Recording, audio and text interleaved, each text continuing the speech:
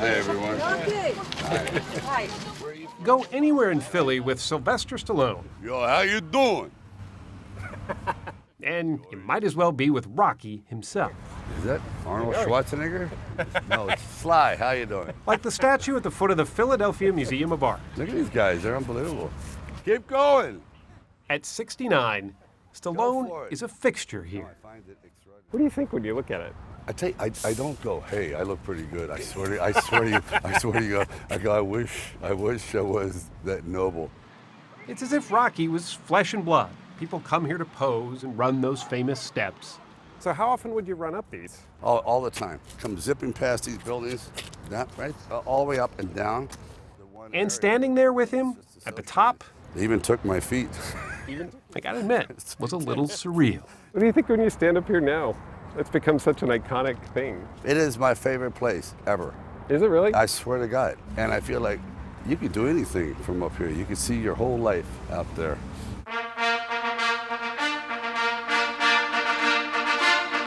Rocky has been Stallone's life, much of it anyway. It's already over.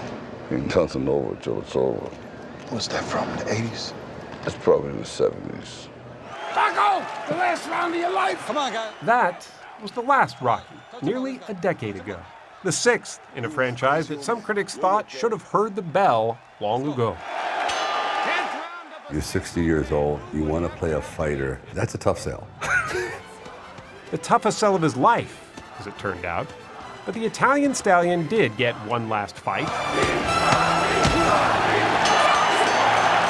And Stallone got to give his character a fitting farewell.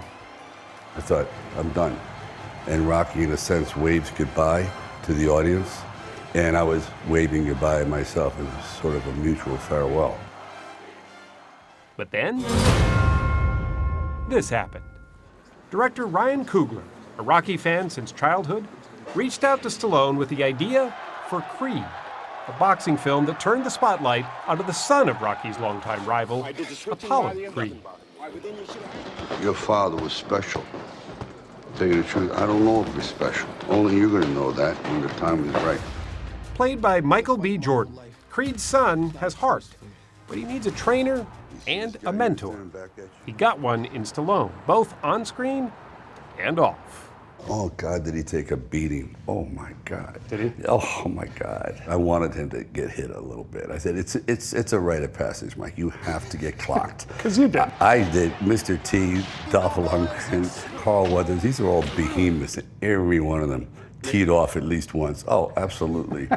And you went home trying to figure out, why am I listening to country western music backwards and I don't know my own zip code? And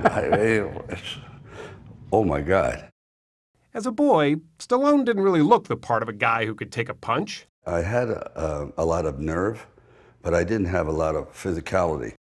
His birth in a small clinic in New York's Hell's Kitchen didn't go as planned. They put in forceps because I was twisted, and the forceps caught me here.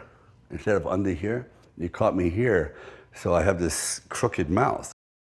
It damaged a facial nerve on his left side. And people say, oh, you slur. I go, yeah, because it only half works. You know, give me a break. You know, I don't do it intentionally. People didn't understand what I was saying for many, many, many years. Still don't. they still don't.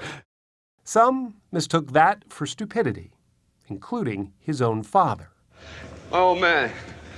It was never too smart. He says to me, you weren't born much of a brain, you know, so you better start using your body, right? So I've become a fighter. That was actually something that your dad said to you. Yeah, right? A lot. He said you weren't born with much of a brain, so you better develop your body, you know. And it stuck.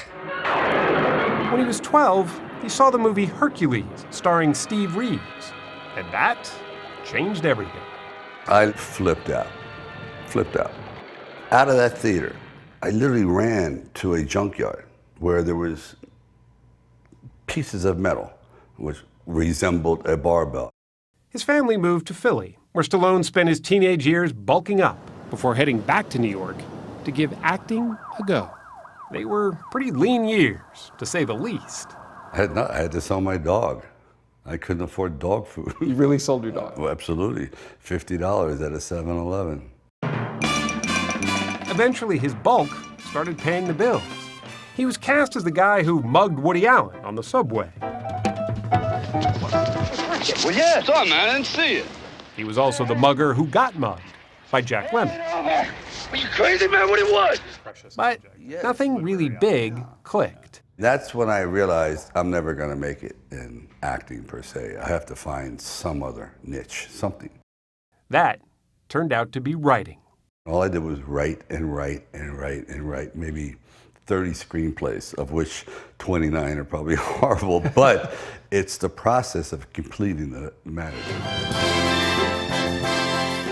He completed the screenplay for Rocky shortly after his 29th birthday, writing the world he remembered back in Philadelphia. Put it this way, all the clothes in Rocky were mine. Yeah, Even the hat? Yeah, the hat. Everything was mine. Studios loved the script, but Stallone had a condition. He refused to sell the rights to his film unless he was cast in the lead role. I mean, you had no money and people were offering you hundreds of thousands of dollars, right? Yeah. And you were turning it down. Everything, you know. It went up to about $360,000, which is crazy. What are you thinking about when that buzzer's out for that line? What you think about when the 15th round when you're coming out? It turned out to be a sure bet. Rocky went on to win 3 Oscars. Sequels started rolling out almost every few years. But the fame took a toll on his personal life. Stallone went through a divorce, married actress Brigitte Nielsen, but got divorced again after just 19 months. All while Rocky was morphing into another character. Stallone calls Rambo Rocky on caffeine. It's over, Johnny. It's over! Nothing is over! The script for that had been bouncing around for years, right? Oh, for my First Blood. God. I was the 11th choice. 11th? Yeah, they were just about to hire a chimp. And then I came along. Again, Stallone had some demands. In the original First Blood, Rambo dies. But Stallone wanted the ending changed. There's a lot of vets that look at this and go, there's no reason to go on. Look at this. This character representing us, and then in the end, he gets shot. And I thought, this is irresponsible on my part.